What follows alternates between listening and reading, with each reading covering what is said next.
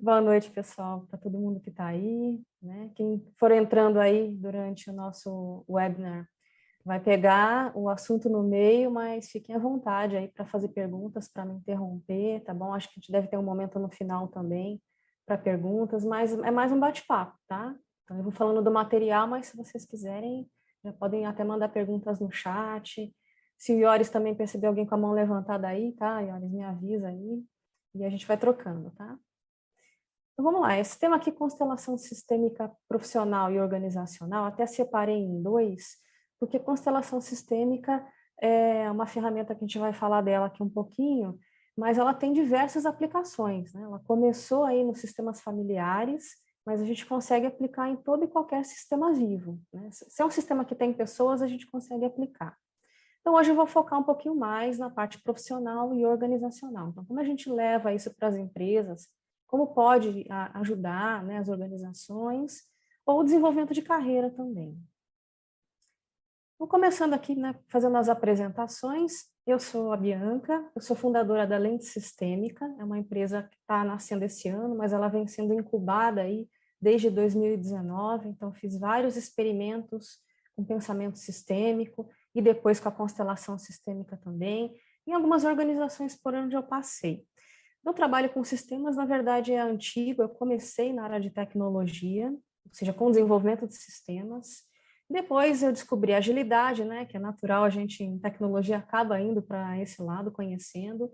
Nesse universo de agilidade, a gente tem muito contato com ferramentas e abordagens de pensamento sistêmico. Então, a constelação não foi a primeira que eu conheci várias escolas, como o do Peter Sand, Russell Ackoff, Donella Meadows, todo esse povo, né, que na agilidade a gente já está acostumado, até que mais ou menos um ano e meio atrás, um pouco antes de eu decidir fundar a empresa, eu percebi que existiam algumas questões que a gente não conseguia lidar com as ferramentas, as abordagens de pensamento sistêmico que eu conhecia até então, porque eram dinâmicas que muitas vezes passavam por questões do inconsciente, que é o que a gente vai falar aqui, tá?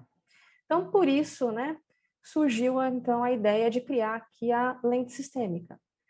Então, ela é uma empresa, né, que tem essa finalidade de disseminar o pensamento sistêmico, juntamente com a aprendizagem emergente, né, nesse universo de complexidade que a gente tem, né, no mundo, nas organizações, usando estratégias de facilitação que for mais apropriada. Então, a constelação não é a única ferramenta que eu uso na lente, mas em algumas situações eu percebo que é a abordagem que vai ajudar mais naquele contexto.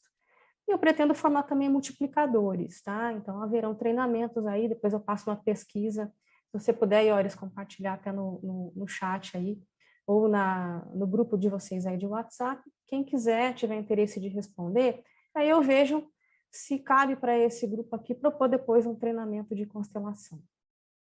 Então, as crenças da lente, elas passam também por algumas crenças que são minhas e que eu acho que vale, né, para o contexto que a gente está falando aí, sistêmico, né, de interconectividade. Então, aqui na lente a gente está a serviço de pessoas e organizações que querem evoluir. Então, nós não fazemos mudanças empurradas, tá? São mudanças que o cliente protagoniza e tem interesse em realizar no seu sistema. Nós ajudamos os clientes que querem dar os passos que são possíveis para eles. E a gente cuida do equilíbrio com as nossas relações com todas as partes interessadas. Vocês já vão entender depois que eu explicar os princípios da constelação, por que tem essas crenças aí? O que é isso, né? Equilíbrio entre todas as partes interessadas. Então, seguindo aqui, eu vou falar sobre organizações como sistemas vivos. Talvez vocês já tenham visto outras apresentações ou treinamentos falando sobre sistemas vivos, organizações exponenciais, organizações orgânicas. Mas acho que sempre vale lembrar, né? Um sistema, então, é um conjunto aí de coisas. Eu trouxe até a definição da Dana Meadows, uma bióloga, né, que é bastante conhecida como uma das escolas de pensamento sistêmico. Ela fala sobre as alavancas, né, para intervir em sistemas. E ela define, então, como um conjunto de coisas que estão interconectadas. Elas têm interdependência, como dentro de uma organização, né, esses elementos que a gente vê aqui. Iniciativas estratégicas, objetivos, missão da empresa, visão, pessoas, lucro, receita, motivação, engajamento, valores, tudo isso faz parte, né? São elementos dentro de uma organização, que é um sistema vivo, e essas coisas, elas estão conectadas, elas têm uma dependência. E tem um ponto interessante aí que faz parte da definição da Dana Meadows e também faz parte, né, do conceito das constelações sistêmicas. O sistema, ele produz seu próprio comportamento, um padrão de comportamento ao longo do tempo, que tende à repetição. É aí que entra a história da constelação, tá? Identificar padrões que se repetem dentro de um sistema. E quando esse padrão está disfuncional, causando algum desequilíbrio no sistema, a constelação, então, entra, né, com a parte de achar as alavancas, ou seja, os pontos que a gente precisa intervir para voltar a dar o equilíbrio para o sistema. Então, imagina que o sistema é essa teia aqui, né, toda interconectada, e as conexões ali, elas podem estar fortalecidas ou elas podem estar fragilizadas, né, como esse pontilhado aqui. E quando essa conexão ela está estremecida, né, de alguma maneira ali, tem alguma fragilidade, né, existe o que a gente chama aí de emaranhado na constelação, um emaranhado sistêmico. Tem um bloqueio ali, como se fosse um impedimento, né, que a gente, é o nome que dá na agilidade, na constelação a gente chama de emaranhado. Precisamos remover esse emaranhado dali para o sistema continuar fluindo. Então, o que é a constelação sistêmica, afinal? Eu estou mostrando até um iceberg aqui, né? A gente vê muitos icebergs por aí, falando do que está em cima, né, na parte de cima, e o que está encoberto. A constelação, ela é uma lente, né? Por isso que, inclusive, a minha empresa chama lente sistêmica. Ela é uma lente para a gente olhar a parte de baixo desse iceberg aqui. Então, o que a gente conhece de ferramentas de pensamento sistêmico, de forma geral, nos dão amplas possibilidades de trabalhar a parte de cima do iceberg. Ou seja, tudo que é conhecido, raciocínio, comportamentos, conhecimento, toda a parte cognitiva que faz parte do nosso consciente, daquilo que a gente sabe, né, que está visível, as informações que a gente conhece, os dados que a gente tem na organização. Mas tem uma grande parte que é invisível, é desconhecida, né, que é o chamado inconsciente coletivo. Aqui, principalmente nessa parte de baixo, que a constelação trabalha. Ali onde estão arquétipos, convicções e todo um legado, às vezes, se é na família, né, um legado ancestral, se é nas organizações, é o legado de todos os nossos antecessores, desde o fundador da empresa, todas as lideranças que passaram por ali, até os colaboradores que estão lá atualmente, tá? Bom, de onde surgiu, então, né, o conceito aí do inconsciente coletivo que permeia, né, e é intrínseco ao método da constelação?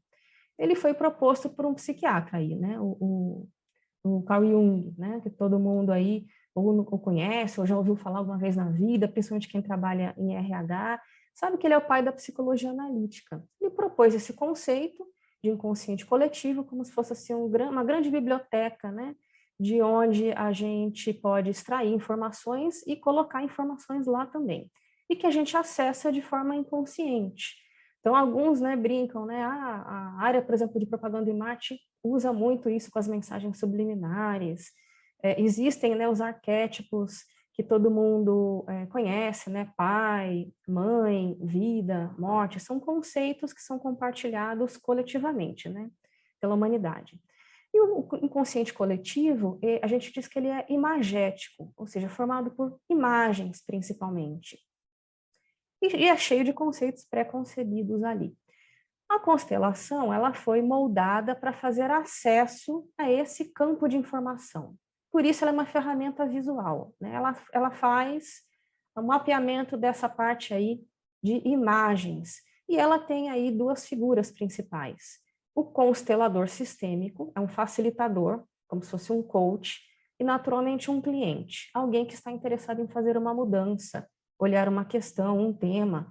Por exemplo, né, se fosse dentro de uma organização, eu quero ver uma questão de retenção de pessoas, ou por que meus colaboradores estão indo embora, como eu faço para poder conquistar talentos, como eu faço para vender mais, algum tema organizacional. E esse facilitador sistêmico vai conduzir uma dinâmica com esse cliente para explorar informações que estão a nível inconsciente. Então, ele vai usar de perguntas, como um coach faria, né? Perguntas poderosas, para fazer ali uma entrevista inicial.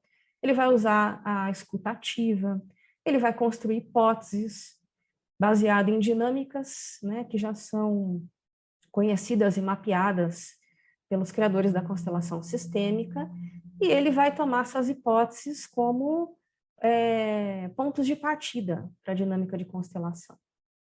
E é na dinâmica onde essas hipóteses vão ser validadas. Então, semelhante a como a gente faz, por exemplo, na agilidade, a gente constrói hipóteses e valida em campo, na constelação também a gente valida hipóteses. Mas a gente não precisa ir para campo fazer isso, a gente faz na própria dinâmica, tá? Então, seguindo aqui, eu vou contar um pouquinho da história, né? Como que surgiram as constelações, antes de entrar no mérito, né? De como que é conduzida a constelação, quem participa, o que rola, né? Numa sessão de constelação. Tudo surgiu com essa figura aqui, olha, um psiquiatra, né? Chamado Eric Berne, pode ser que vocês conheçam. Ele criou aí uma técnica chamada análise transacional. Essa é uma técnica sistêmica também, porque além dela olhar para a pessoa, né, o paciente que ele estava tratando, ele olha para o sistema onde essa pessoa está inserida. Ele propôs, então, que todas as dinâmicas humanas ali são jogos psicológicos onde as pessoas envolvidas interpretam papéis. E ele também propôs um sistema lá que ele chama de estados de ego, começando com pelo menos 3, né? O estado de ego do adulto, o estado de ego pai, o estado de ego da criança. Então, o sistema para o Eric Berne tinha pelo menos esses 3 elementos. Toda vez que tinha uma interação humana, que ele chamou de transação, esses 3 estados de ego estavam envolvidos. E isso evoluiu depois com a Virginia Satir. Ela é a grande contribuidora aí para esse universo das constelações sistêmicas. A Virginia Satir, ela é muito famosa, né? Não só como terapeuta, mas também para outras disciplinas do conhecimento, porque ela teve grande influência. Por exemplo, para pessoas que atuam na agilidade, eu sei que o grupo aqui também conhece de RH ágil, ela é a criadora daquela famosa curva J da mudança, né, que se assemelha às fases do luto. Então, tem um momento, né, onde surge algum elemento ali novo, isso causa um estresse do sistema, aí a gente vai para uma espécie de momento de caos, onde as pessoas estão tentando assimilar aquela mudança, tem uma certa resistência, depois surge ali um aprendizado, uma visão de oportunidade com aquela mudança, e a gente consegue subir nesse J. Né? Uma transformação ágil, por exemplo, é uma série de curvas J, né? Onde a gente está introduzindo estressores no sistema, e isso vai provocando algumas reações, mas depois tem um aprendizado e a gente consegue sair do outro lado. E ela também propôs outras coisas, né? Ela tem o Satir Change Model, que é muito, né, do que inspirou a constelação. No Satir Change Model, ela também propôs papéis, de forma semelhante ao que o Eric Berne fez lá com a análise transacional. Ela propôs papéis disfuncionais na família, no sistema familiar. E ela criou uma técnica chamada esculturas familiares, que é uma técnica visual para ela mapear como que o sistema familiar se comportava, né? Isso inspirou, então, o Bert Hellinger, né, que é um terapeuta alemão, já falecido, lá na década de 80, a criar o modelo das constelações familiares. Então, ele combinou ali a análise transacional, ele combinou o modelo da Virginia Satir, ele combinou a PNL, que a propósito, os criadores da PNL, eles também foram pupilos da Virginia Satir. Então, eles se inspiraram no modelo dela para criar a PNL. Ele também usou o modelo do Milton Erickson, que é um terapeuta que criou lá a técnica da hipnoterapia. Então, ele usou de várias influências, sistematizou isso numa técnica, né, que a gente chama de constelações familiares. Aí, um dos alunos do Bert Hellinger, que é o Gunther Weber, alemão também, que era empresário, era um consultor organizacional, viu essa técnica e pensou, por que não levar isso para as empresas? As empresas também são sistemas. Será que funciona? E o Bert Hellinger disse, tenta, experimenta, adapta, e ele fez isso. Aí, então, ele criou as constelações organizacionais. Aí ele usou também técnicas de coaching, né? Técnicas da PNL, como modelagem, ancoragem, e tudo isso para olhar para elementos organizacionais. O que muda, né, aqui, do sistema familiar para o organizacional, é que outros elementos vão permear as relações. Enquanto que o Bert Hellinger olhava para relações entre pais, filhos, irmãos, pessoas que participam da família, o Gunther Weber, na constelação organizacional, ele está colocando elementos dentro da organização, né? A visão da empresa, a missão, os fundadores, sócios, lideranças, equipes, produtos, projetos. E aí a constelação vai ajudar a olhar para essas relações, ver onde tem fragilidade ali e que precisa ser olhado, cuidado, tratado, ressignificado, enfim, onde precisa ser feito, onde estão as alavancas que precisam ser acionadas, tá? A diferença é que, como a gente está tratando de um modelo que usa técnicas comportamentais, psicológicas, que vão no nível mais inconsciente, isso vai fazer emergir coisas do sistema que não iriam emergir se a gente estivesse trabalhando com alguma técnica ali na parte de cima do iceberg, né? Com informações que as pessoas conhecem. Na constelação vão aparecer informações que não estão visíveis, né? Que estão ali no nível inconsciente, tá?